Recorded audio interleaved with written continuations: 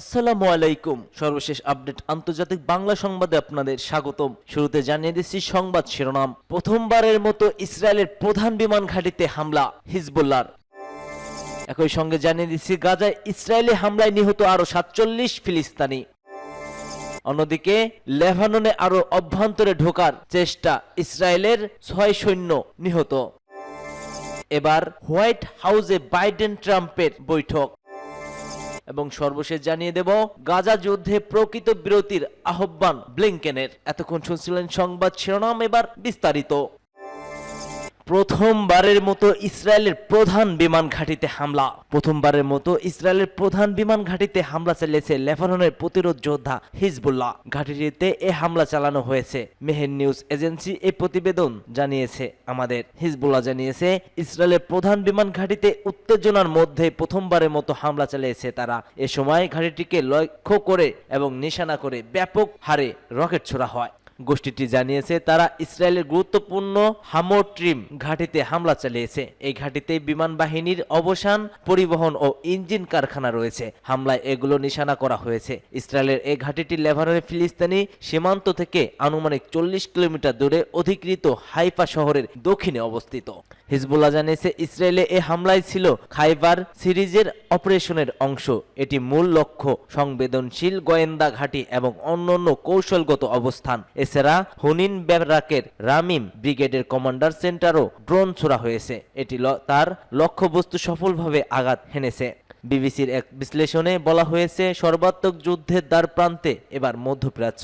গত এক বছরে বিশ্বে অনেক বিপদের মুহূর্ত এসেছে, তবে এবার এটি সবচাইতে ভয়াবহ। সম্প্রতি লেবাননের সশস্ত্র গোষ্ঠী হিজবুল্লাহর নেতা হাসান নাসরুল্লাহ নিহত হয়েছে। এরপর লেবানন স্থল হামলা শুরু করেছে ইসরায়েল। অন্যদিকে ইরান প্রায় ২০০ ক্ষেপণাস্ত্র হামলা করেছে ইসরায়েলে। তেহরানেও পাল্টা হামলা চালানোর ঘোষণা দিয়েছে তেল আবিব।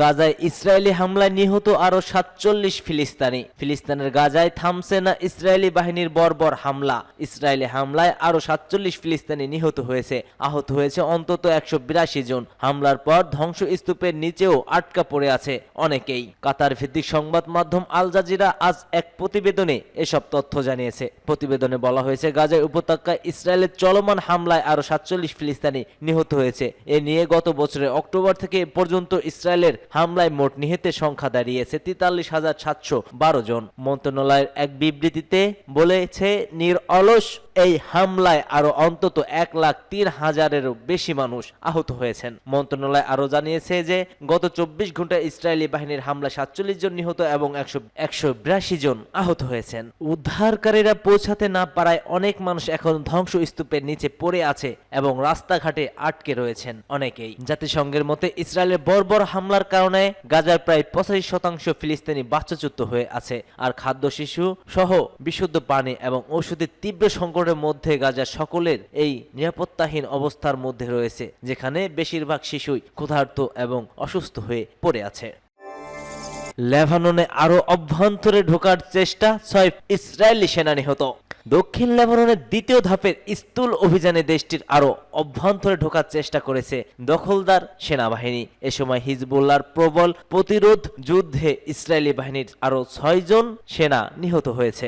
ইসরায়েলি প্রতিরক্ষা বাহিনী আইডিএফ এর তথ্য নিশ্চিত করে। আইডিএফ বলছে সীমান্তের ওপারের গ্রামগুলোতে দ্বিতীয় ধাপের অভিযান চলছে। তারা দক্ষিণ লেবাননে তাদের স্থূল অভিযান আরো সম্প্রসারিত করেছে। সীমান্ত ঘেঁষা এলাকায় তীব্র সংঘাতের মধ্যে ইসরায়েলি সেনারা দক্ষিণ লেবাননের আরো অভ্যন্তরীণ গ্রামগুলোতে প্রবেশের চেষ্টা করলে এ ঘটনা ঘটে। তারা আরো জানিয়েছে হিজবুল্লাহর বিরুদ্ধে শুরু হওয়া যুদ্ধে এমন প্রতিরোধের মুখে তাদের কমই পড়তে হয়েছে। এটি সেপ্টেম্বরের শেষের দিকে শুরু হওয়া যুদ্ধের একদিনে সবচেয়ে বেশি ক্ষয়ক্ষতি। তবে এতে তারা থামবে না। নিহত সৈন্যদের সবাই গোলানি ব্রিগেডের ৫১তম ব্যাটালিয়নের দায়িত্বে ছিলেন। আইডিএফ এর প্রাথমিক তদন্ত অনুযায়ী দক্ষিণ লেবাননে ১,০০০ লোকের বাস রয়েছে এক গ্রামে। একটি ভবনের ভিতরে কমপক্ষে ৪ হিজবুল্লাহ যোদ্ধার সাথে গুলি বিনিময়ের সৈন্যরা নিহত হয়। কান পাবলিক ব্রিক স্টার এক প্রতিবেদনে জানিয়েছে হিজবুল্লাহ ৪ সদস্যই শেষ পর্যন্ত নিহত হয়েছে। সূত্র টাইমস অফ ইসরায়েল।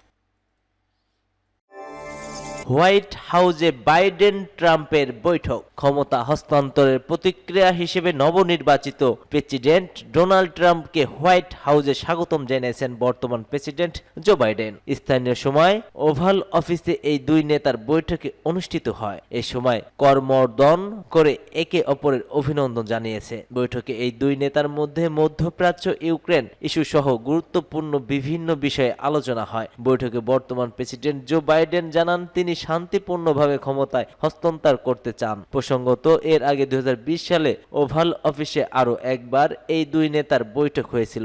দেশটির 59তম মার্কিন নির্বাচনে ট্রাম্পকে হারিয়েই হোয়াইট হাউসের বাসিন্দা হয়েছিলেন জো বাইডেন। এবার ট্রাম্প জো বাইডেন সমর্থিত কমলা হ্যারিসকে হারিয়ে নবনির্বাচিত হয়েছেন।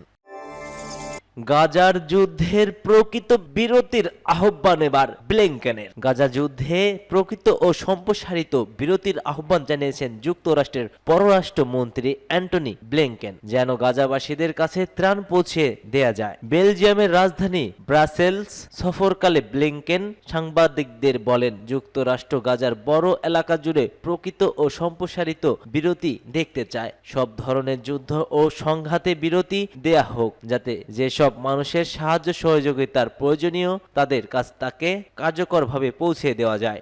তিনি বলেন, ইসরায়েলি মানবিক সমস্যাগুলো সমাধানের কিছু পদক্ষেপ নিয়েছে এবং তারা একসাথেই নিজেদের জন্য নির্ধারণ করা লক্ষ্য পূরণ করেছে। এখন ওই যুদ্ধ বন্ধ করার উপযুক্ত সময়। যুক্তরাষ্ট্র গত মঙ্গলবারে বলেছে, ওয়াশিংটনের অনুরোধ মেনে ইসরায়েল গাজা ভূখণ্ডে মানবিক ত্রাণের সরবরাহ বাড়ানোর ক্ষেত্রে সীমিত হলেও খানিকটা অগ্রগতি দেখিয়েছে, যার ফলে বাইডেন প্রশাসন ইসরায়েলের কাছে অস্ত্র হস্তান্তরের প্রক্রিয়া কোনো সীমাবদ্ধতা আরোপ করবে না। যুক্তরাষ্ট্রের পররাষ্ট্র বিভাগের সহকারী মুখপাত্র বেদান্ত প্যাটেল সাংবাদিকদের বলেন, এই মুহূর্তে ইসরায়েলিরা যুক্তরাষ্ট্রের আইন ভঙ্গ করেছে এমন কোনো বিশ্লেষণ আমরা করছি না।